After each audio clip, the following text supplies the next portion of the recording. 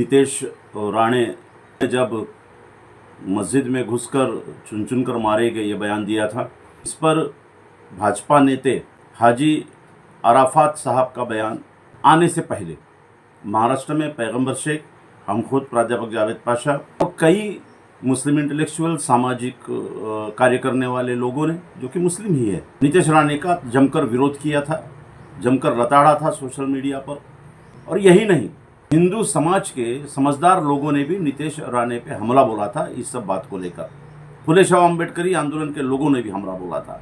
लेकिन पूरे मीडिया में जो चर्चा में रहा वो दो ही चेहरा चर्चा में रहा, एक नितेश राणे और दूसरा हाजी अराफात।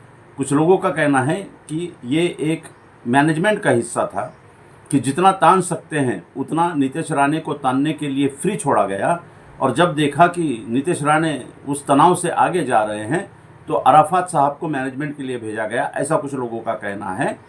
सच्चाई क्या है वो नितेश राणे, भाजपा और भाजपा नेता अराफात साहब जाने।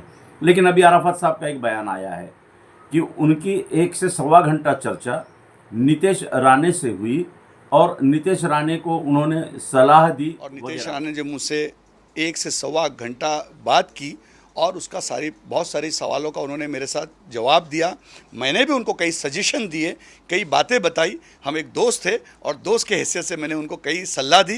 हाजी अराफात साहब को हम एक सलाह देना चाह रहे, बतौर राष्ट्रवादी कांग्रेस शरद चंद्र जी पवार साहब, इनके अल्पसंख्यक विभाग का राज्य प्रभारी होने के नाते और बतौर एक मुस्लिम होने के नाते, मुस्लिम समाज के 85% पसमानदा लोगों का आंदोलन चलाने के जिम्मेदार होने के नाते, कि आप अब फडणवीस साहब से मुलाकात लेने वाले हैं, ये आपने बताया। आशीष शेलार से भी आप मुलाकात लेने वाले, ये आप बताया। रविंद्र जी से जाके मिलने वाला हूँ, आशीष शेलार जी से जाके मिलकर ये पूरी बातें फिर एक बार रखूँगा।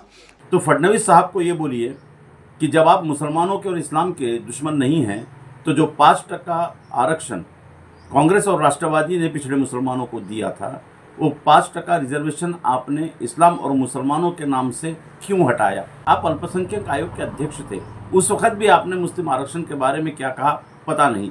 लेकिन अभी क्या भाजपा इस बात को अपने मैनिफेस्टो में डालेगी? क्या भाजपा इस बात को मानेगी? क्या 5% अधिकार ये मुसलमानों का राजनीतिक और प्रशासनिक अधिकार है?